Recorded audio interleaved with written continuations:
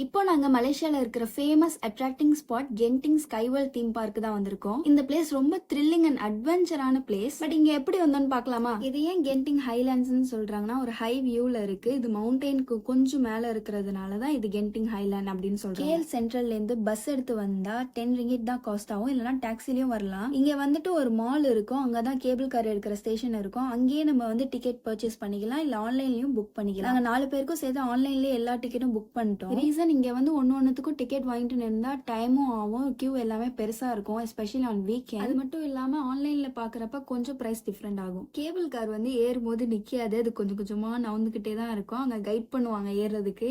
So நம்ம வந்து ஃபேமிலியா போறீங்க, ஒரு 4 பேர் போறீங்க, 6 பேர் போறீங்கன்னா ஒரே கேபிள் கார்ல போயிடுங்க, தனித்தனியா பிரிஞ்சு போவாதீங்க. நான் சின்ன வயசுல செந்தோசால போயிருக்கேன். அதுக்கப்புறம் ஃபேமிலியா இங்க தான் போறோம். ரைட்டு லெஃப்ட் எல்லா சைடுமே கிளாஸ் டோர் வச்சதுனால எல்லா வியூவும் பாக்குறதுக்கு ரொம்ப அழகா இருந்துச்சு. அந்த ஹைட்ல இருந்து பார்க்கக்குள்ள நமக்கு ஃப்ளைட்ல போனா ஒரு எக்ஸ்பீரியன்ஸ் இருக்கும்ல, அந்த மாதிரி தான் இருக்கும். நாங்க போயிட்டே இருக்கும்போது அதுக்குள்ள ஸ்டாப் வந்துருச்சுன்னு நாங்க இறங்கிட்டோம். ஆனா சில பேர் இறங்காம உட்கார்ந்து இருந்தாங்க. சரி வேற எங்கேயோ போறாங்க போல அப்படின்னு நாங்க விட்டாச்சு. ஆனா அதுக்கப்புறம் தான் தெரிஞ்சு அவங்க எல்லாம் கரெக்டா தான் போயிட்டு இருக்காங்க, நாங்க தான் வழி தவறிட்டோம்னு. அதுக்கப்புறம் வழி தெரியாம நாங்களும் எங்கேயோ போயிட்டு இருக்கோம். கடைசியில அது வந்து சைனா டெம்பிள் அப்படிங்கிற ஒரு ஸ்டேஷனுக்கான பிளேஸ் அது. அதுக்கப்புறம் சைனா டெம்பிள் எல்லாம் பாத்துட்டு போனா டைம் ஆயிடும் அப்படின்ட்டு திருப்பி ரிவர்ஸ்ல வந்து திருப்பி கேபிள் கார் பிடிச்சி லாஸ்ட் ஸ்டேஷன்ல தான் இறங்கணும் இல்ல அங்கதான் இறங்கணும். அது தான் கரெக்டான டெஸ்டினேஷன். இங்க கிளைமேட் எப்போதுமே சில்லா தான் இருக்கும். அந்த பிளேஸ பார்த்தாலே தெரியும் எவ்வளவு அழகா. மேல இருந்து பார்க்கலையோ இவ்வளவு இடம் இருக்கா, எல்லாத்தையும் பார்க்கணும் அப்படின்னு ப்ரிப்பரேஷனோட போவோம். ஆனா வந்து எல்லாத்தையும் கவர் பண்ண முடியுமான்னு தெரியல. நாங்க இறங்கும் போது ஸ்மைல் ப்ளீஸ் அப்படின்னு போட்டோ எடுத்தாங்க எல்லாரையும். சரி நம்ம தான் போட்டோ யாராவது எடுக்கிறாங்கனாலே போஸ்ட் கொடுப்போமே அப்படின்னு கொடுத்தாச்சு. அதுக்கப்புறம் இறங்கினதுக்கு அப்புறம் அந்த போட்டோ வாங்கிக்கோங்க அப்படின்னு சொல்லிட்டு, இல்ல எங்களுக்கு வேணாம் அப்படின்னு சொன்னோம். அதுக்கப்புறம் எங்க மண்டையை பிரெயின் வாஷ் பண்ணி வாங்க வச்சுட்டாங்க.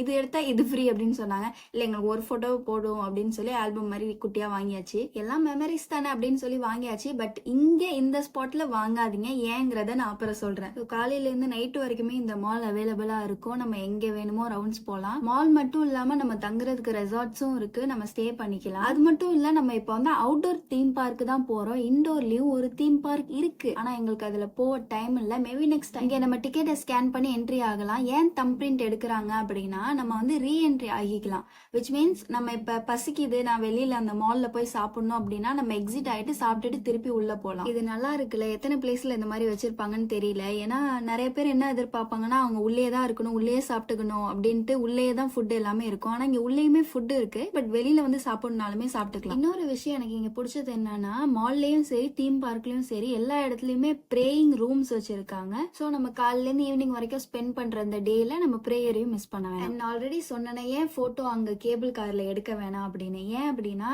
இங்க தீம் பார்க் உள்ளேயுமே போட்டோ எடுக்காங்க, நிப்பாங்க. நம்ம போட்டோ எடுத்து நம்ம வாங்காம கூட சும்மா பாத்துக்கலாம் அந்த போட்டோ எப்படி இருக்குன்னு. பட் சரி நம்ம சும்மா பாப்போம் எப்படி இருக்குன்ட்டு போஸ்ட் கொடுத்தோம். அந்த போட்டோ என்னன்னா வெளியில எடுத்ததை விட சூப்பரா இருந்துச்சு. ஆல்ரெடி வெளியே காசு கொடுத்து வாங்கிட்டோம், அதுவும் எக்ஸ்பென்சிவ், கம்மி கூட கிடையாது. சோ இங்கேயும் வாங்கணுமா அப்படின்னு யோசிச்சோம். பட் போட்டோவை பார்க்க ஆசையா இருக்கு, இவ்வளவு அழகா இருக்கே போட்டோ. வேற வாங்குங்க வாங்குங்கன்னு இந்த ஸ்கிரீன்ல எல்லாம் போட்டு காமிக்கிறாங்க. இந்த போட்டோ நல்லா இருக்கு, அந்த போட்டோ நல்லா இருக்குன்னு. ஏன்னா ஒரு 10-15 போட்டோ எடுத்தாங்க. அப்புறம் ரொம்ப யோசிச்சு வேற வழியெல்லாம் வாங்கி.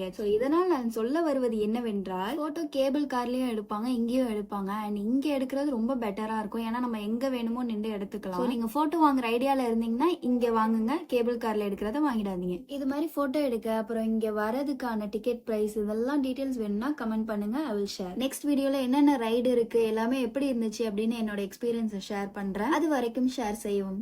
பாய்.